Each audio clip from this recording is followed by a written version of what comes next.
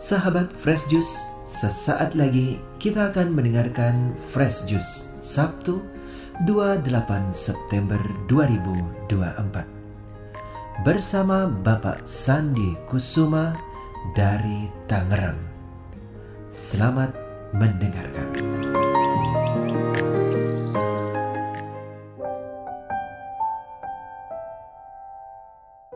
Para pendengar dan pewarta Daily Fresh Juice, bacaan Injil hari ini, Lukas 9 ayat 43b sampai 45, diambil dari perikop yang sangat singkat, karena hanya terdiri dari 2 ayat saja, ayat 44 dan 45.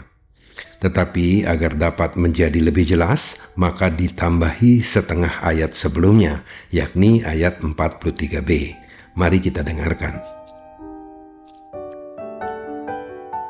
Inilah Injil suci menurut Lukas. Semua orang heran karena segala yang dilakukan Yesus. Lalu Yesus berkata kepada murid-muridnya, "Dengarkan dan camkanlah segala perkataanku ini.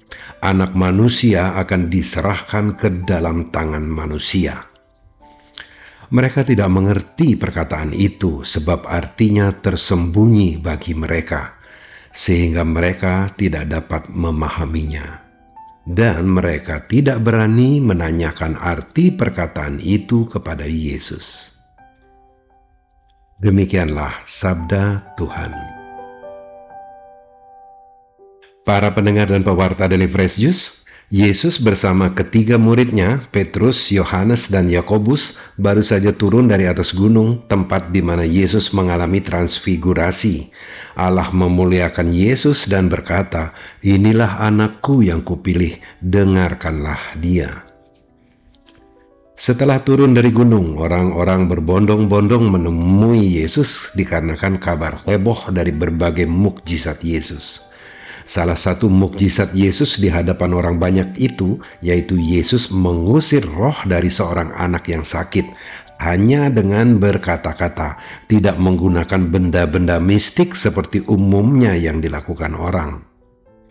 Maka tak heranlah kalau orang-orang sangat takjub. Secara nyata Yesus berkarya oleh karena kebesaran Allah.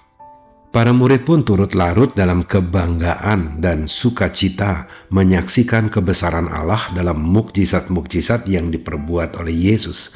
Mereka dininabobokkan oleh decak kagum orang banyak yang mengeluh-ngeluhkan Yesus. Ketika Yesus berkata, "Anak manusia akan diserahkan ke dalam tangan manusia," semua orang kebingungan, tak mengerti apa yang dimaksud oleh Yesus. Yesus telah menunjukkan kuasanya yang luar biasa. Mana ada orang yang berani mencelakai Yesus? Orang-orang juga tidak mengerti siapa yang dimaksud dengan tangan manusia itu. Faktanya semua orang takjub dan memuji-muji Yesus. Rupanya para murid Yesus juga tidak memahami apa yang disampaikan oleh Yesus ini, tetapi mereka tidak berani menanyakan arti perkataannya. Mereka juga tidak berusaha untuk mencari tahu supaya mengerti. Mereka memilih mengabaikannya saja, padahal Yesus telah mendahului pernyataannya itu dengan berkata, "Dengarkan dan camkanlah segala perkataanku ini." Tentu maksud Yesus agar para murid memperhatikan baik-baik apa yang dikatakan oleh Yesus, mengimaninya sebagai sesuatu yang sangat penting, yang sama sekali tidak boleh diabaikan. Tetapi yang terjadi, para murid itu malahan berdebat soal siapa yang terbesar di antara mereka. Jadi, mereka tidak mengerti kalau yang dimaksud oleh Yesus itu terkait dengan penderitaan yang akan dialaminya. Para pendengar dan pewarta Daily Fresh Juice, ini adalah kali kedua Yesus memberitahukan tentang penderitaannya. Sebelumnya, Yesus telah menyampaikan hal yang sama dan bahkan dengan lebih terang-terangan. Anak manusia harus menanggung banyak penderitaan dan ditolak oleh tua-tua, imam-imam kepala, dan ahli-ahli Taurat, lalu dibunuh dan dibangkitkan pada hari ketiga. Lukas 9 ayat 22. Karena pentingnya informasi yang disampaikan oleh Yesus ini, maka Yesus mengulangi pemberitahuannya itu. Bukan 2 kali, tetapi 3 kali Yesus mengulanginya. Pada kesempatan ketiga, Yesus secara khusus memanggil ke-12 muridnya untuk menyampaikan hal penting ini. Sekarang kita pergi ke Yerusalem, dan segala sesuatu yang ditulis oleh para nabi mengenai Anak Manusia akan digenapi. Sebab ia akan diserahkan kepada bangsa-bangsa yang tidak mengenal Allah, diolok-olokkan, dihina dan diludahi, dan mereka menyesak dan membunuh dia, dan pada hari ketiga ia akan bangkit. Lukas 18 ayat 31-33.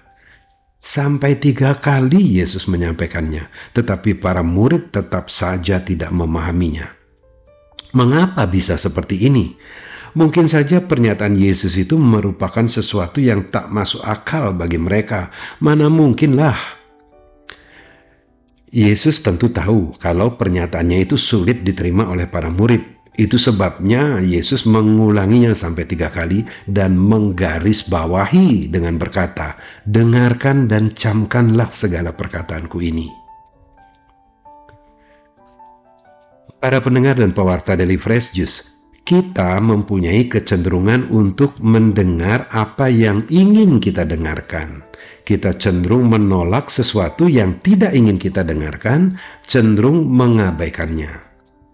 Padahal, sebagai orang beriman, kita seharusnya membuka mata, membuka telinga untuk melihat dan mendengar suara atau bisikan dari Roh Kudus. Terlebih lagi di zaman sekarang ini, suara Tuhan saling tumpang tindih dengan berbagai informasi duniawi karena adanya media sosial yang memudahkan orang mengirim informasi kepada yang lain atau kepada orang banyak sekali kirim. Belum lagi beredarnya banyak informasi yang berasal dari sumber yang tak jelas, membungkus penyesatan ke dalam berbagai renungan atau webinar, persis seperti serigala berbulu domba. Jika kita berpatokan pada cara tadi, yakni hanya mendengar apa yang memang kita ingin dengar, bisa runyam loh urusannya. Sangat mungkin kita akan hanyut dalam arus penyesatan. Saya selalu berpatokan pada sumbernya. Dari mana informasi itu berasal? Jika sumbernya tidak jelas, maka patut diwaspadai sebelum memutuskan untuk mempercayainya. Tetapi jika bersumber dari media mainstream misalnya, media yang telah teruji integritasnya, bolehlah saya mempercayainya.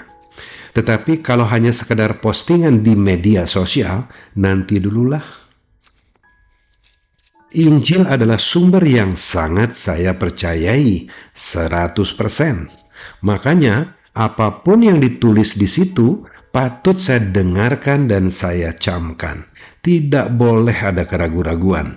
Sekalipun terhadap sesuatu yang bersifat paradoks menurut nalar duniawi saya. Bagi saya prinsipnya sederhana saja. Jika pemahaman saya berbeda dengan yang ditulis di dalam Injil, maka yang ditulis di dalam Injil lah yang benar, bukan pendapat saya. Saya menutup peluang sebesar apapun peluangnya itu untuk bersikap paradoksal terhadap Injil.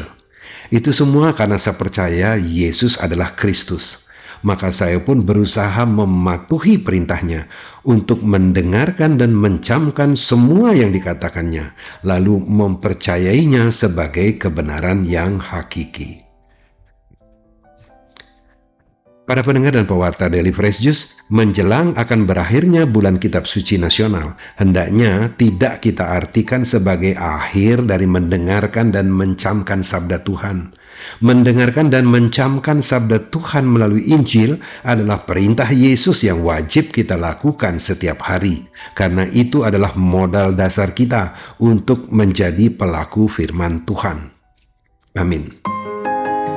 Sahabat Fresh Juice, kita baru saja mendengarkan Fresh Juice Sabtu 28 September 2024. Terima kasih kepada Bapak Sandi Kusuma untuk renungannya pada hari ini. Sampai berjumpa kembali dalam Fresh Juice edisi selanjutnya.